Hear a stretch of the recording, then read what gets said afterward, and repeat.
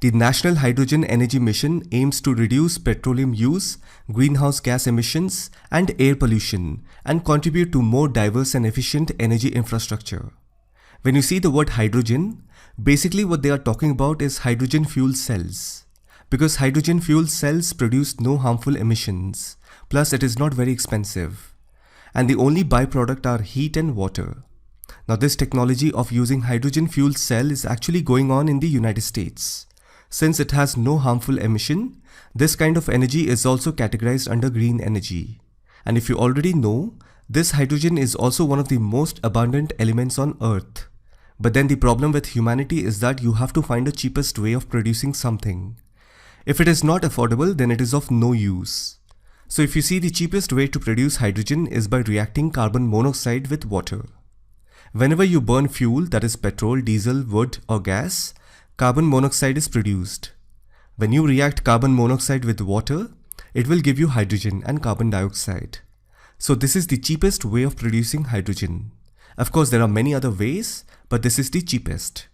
But then water is a scarce resource. Even that is an issue. And if you think problems end here, there is more to come. No single company or a single industry can create or use hydrogen. You need the auto sector, fuel companies, chemical industry, and advanced material companies to work together. And even if you are successful in producing hydrogen fuel, we need cars that can process it, or other infrastructure that can be compatible with hydrogen fuel. Then we need fueling stations and technology to ensure that it is safe and there is no explosion. You see, there is so much to think on it. As of now, the government is in the planning stage. Right now, countries like Germany is at a demonstration stage. They aim to set up 400 hydrogen fueling stations by 2023.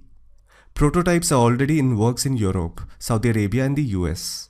So India is looking for a blueprint that can be scaled to meet the size of India. If it gets it, then again link this plan with Atmanirbhar Bharat vision. As of now, India heavily imports oil from Iraq, Saudi, Iran, UAE, Nigeria. To bring down this oil import, India has to invest in local exploration, renewable energy and indigenous fuel. Only then it will live up to the vision of Atmanirbhar Bharat.